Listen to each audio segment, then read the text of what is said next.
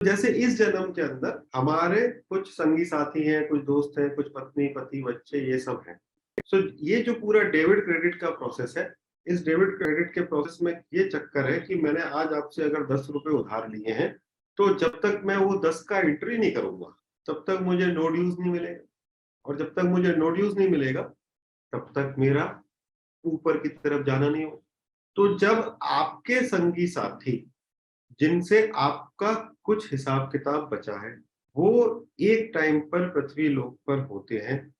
तब आपका डिजायर उठती है सेम टाइम पे जाने की। और इसीलिए जब वो बोलते हैं कि भाई एक कंसीविंग करने के लिए करोड़ों स्पर्म दौड़ लगाते हैं और उसमें से एक स्पर्म चुना जाता है और then it become a baby, तो हम जैसे कई सारी आत्माएं उस समय अपने ड्यूज क्लियर करने के लिए उस गेट पर खड़े रहते हैं, क्योंकि हम में से कुछ लोग उस समय पर अवेलेबल रहते हैं। वो चाहे गुरु हो सकते हैं आपके, कि आपके गुरु चूंकि इस प्लेनेट पे इस समय पर हैं, तो आप गेट पे खड़े रहे कि भाई मेरे गुरु जब विजिट कर रहे हैं तो मुझको उस समय विजिट करना है, क्योंकि मुझे उनकी सेवा करनी है, या फिर मुझे उनको मूर्त रूप में देखना है, मुझे उनको सूक्ष्म रूप में देख चुका हूं, मैं शरीर रूप में देखना चाहता हूँ, या फिर आपके माता पिता भाई बहन जिससे भी है आप। और इसीलिए जब आप पास्ट लाइफ रिग्रेशन करते हो, या फिर आप काफी सारी धार्मिक संस्थाओं में भी होती है ये प्रोसेस कि आप पिछले जन्म में अपने जाके देखते हो, तो आपको मोर और लेस एक ही पिक्चर दिखती है कि अच्छा इस जन्म में पत्नी थी, पिछले जन्म में ये भाई था, पिछले जन्म में ये भाई था, इस जन्म में दुश्मन बन गया। ये जो पिक्चर्स इस तरीके के कनेक्टिविटी दिखती है,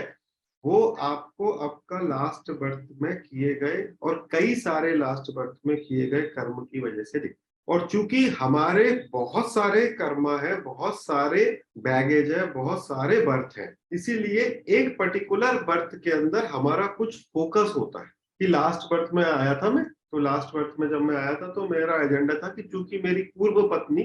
संसार में थी तो मेरे को मैरिज का मेजरली सेटल करना था। लास्ट बर्थ में मुझको धोखा मिला, उसको धोखा दिया, मैंने उसका ख्याल नहीं किया, उसने मेरा ख्याल, जो भी पिक्चर है। So that is the hanger, that is the hanger जिस पर कि आपका लाइफ पूरा चलती है। तो अगर आप अपनी लाइफ को क्लोजली ऑब्जर्व करोगे तो आप देखोगे कि हम सबका एक एक तो हुक है मेजर, और उस हुक के आसपास की बाकी सब चीजें। किसी का मेजर हुक है कि उसको करियर के अंदर ऊंचाई प्राप्त करनी, किसी का मेजर हुक है कि उसको हेल्थ, किसी का परिवार, किसी का बच्चा, सबका है कि नहीं कोई एक हुक है, और बाकी चीजें उसके सामने छोटी है कंपैरेटिव, जिसको आप बोलते हो कि that is the main priority of my life. You can say that that is the purpose of my life. So you will find a lot of people who say my purpose of life is to serve my family. उसका purpose of life ये है। कुछ लोगों को आपको मिलेगा कि भाई वो बोलेगा my purpose of life is to I want to create a company,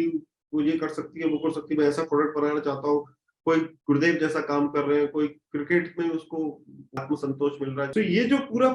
permutation combination है, इस परमुटेशन कॉम्बिनेशन पे कोई भी वैलिडेटेड थ्योरी अवेलेबल नहीं। बट जो शास्त्रों में पुराणों में जिस तरह की बात की और ज्ञानी लोगों ने जो बातें की है उसके बेसिस पे मैं आपसे ये बात कर रहा हूं कि राहु के प्रभाव से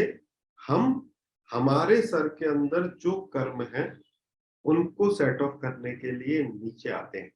ऊंचे से ऊंचे तल से भी हम नीचे आते हैं,